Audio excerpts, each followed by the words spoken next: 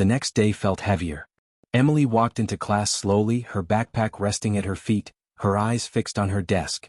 Doubt lingered in the air, unspoken but present. When Ms. Bennett called her name again, Emily's heart raced. She stood and brought her project forward, hoping, just a little, that things would be different. They weren't. Ms. Bennett held up the folder and addressed the class. "This is a good lesson about accuracy," she said. With deliberate strokes, she underlined the words written the day before. Then, without hesitation, she placed Emily's project into the trash bin beneath her desk. A quiet gasp rippled through the room. Emily froze. "Before we move on," the teacher continued calmly, "Emily, I want you to apologize to the class." The word felt unreal. Apologize? For telling the truth? "I'm sorry," Emily whispered, the words heavy and wrong. She returned to her seat, cheeks burning, staring at the wood grain of her desk. Crying felt impossible. Crying would feel like guilt. That afternoon, Emily barely touched her lunch. At home, her mother, Sarah Carter, noticed immediately. Sarah worked long hours, holding the household together during deployments. She recognized silence before words. Emily handed her the folder. Sarah read the red ink and felt her jaw tighten. "Did you lie?" she asked gently. "No," Emily said firmly. "Then you did nothing wrong," Sarah replied. That night, Sarah made a call she had been avoiding. Daniel answered on the third ring. When she explained what happened, his response was quiet, but controlled. "I'm coming home," he said. The next morning, Daniel Carter arrived at the school just after the bell rang. He walked with steady purpose, boots striking the pavement evenly. At his side was Rex, lean, alert, perfectly disciplined. They didn't draw attention on purpose, but attention followed them anyway. Daniel signed in calmly and walked down the hallway. Conversations faded as students noticed the uniform and the dog. Rex ignored everything, focused only on his handler. When Daniel knocked on the classroom door, Ms. Bennett opened it and stopped short. "My name is Daniel Carter," he said evenly. "I'm Emily's father." The room fell silent. Daniel didn't raise his voice. He didn't accuse. He simply explained. Rex was his assigned canine. Emily had told the truth. She hadn't imagined anything. She wasn't confused, Daniel said quietly. And she wasn't lying. The assistant principal soon arrived, suggesting a private meeting. Daniel agreed. But the damage had already been seen. Emily finally looked up and met her father's eyes. He didn't smile. He didn't need to. The classroom was quiet except for the soft hum of the lights overhead. Emily Carter stood at the front, clutching her project with trembling fingers. She was only 8 years old, small for her age, with light freckles scattered across her nose. Her voice barely rose above a whisper as she began. "My dad works with a canine," she said. Before she could explain further, the teacher's red pen moved sharply across the page. The interruption was quick, almost casual, but it carried weight. "Stories like that don't usually come from families like yours," the teacher said. The words landed hard. The room went silent as 20 classmates watched Emily's truth quietly dismissed. Emily lowered her head, her throat tight, holding back tears.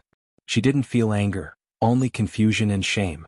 In her heart, she whispered a small prayer, not for revenge but for someone to believe her. That morning had started like any other.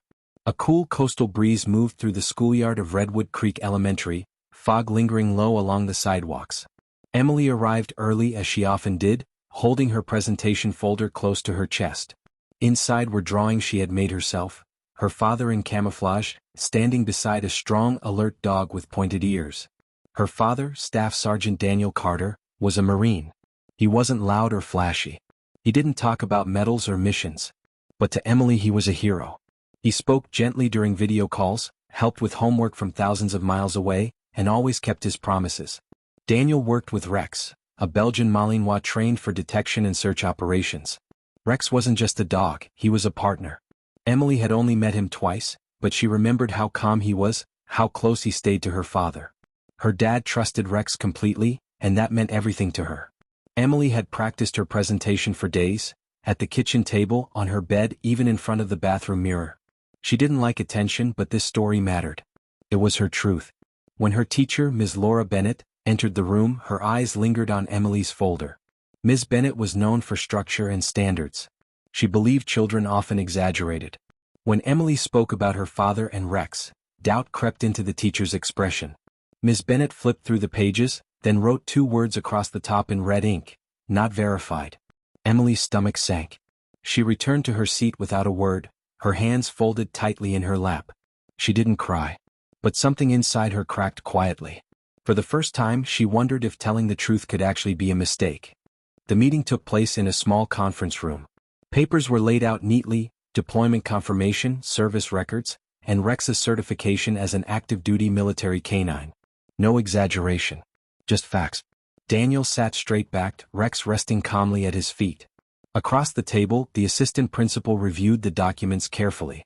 Ms. Bennett sat stiffly, her confidence fading as the evidence became undeniable. "I made an assumption," she admitted quietly. Sarah stood nearby, her voice steady. "And my daughter paid for it." The assistant principal apologized on behalf of the school and promised corrective action. Emily listened silently, her hands folded in her lap. She didn't fully understand policy reviews or administrative terms, but she understood apology. Later that morning, Ms. Bennett stood before the class. "I was wrong," she said. "And I owe Emily an apology." The room was uncomfortably quiet. "Emily, you may finish your presentation if you'd like." Emily hesitated, then stood. Rex lay near the wall, his calm presence grounding her. She opened her folder, the red ink still there, but it no longer defined the story. "My hero is my dad," she said softly. "He's a Marine. He works with Rex. They help keep people safe." No one interrupted. When she finished, there was no applause. But there was respect. Over the next few days, changes happened quietly. Ms. Bennett was placed on administrative leave. New policies were introduced to prevent public humiliation of students. Questions would be handled privately. Assumptions would no longer replace evidence. Emily returned to school a little lighter each day. At home, Sarah noticed the difference. Emily spoke more freely. She smiled more easily. Before Daniel returned to base, he walked Emily to school one last time. Rex stayed close. "You did good," Daniel said.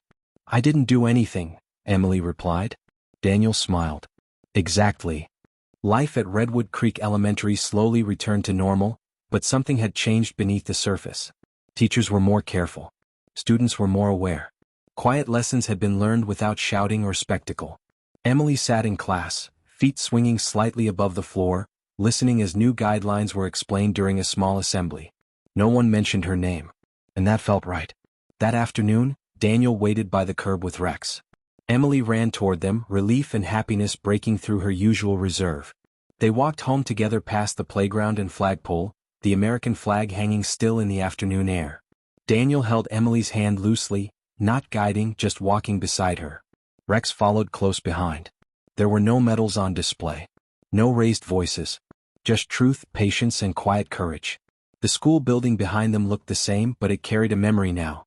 A reminder that honor isn't about rank or volume. It lives in restraint, in listening, and in the willingness to admit when we are wrong.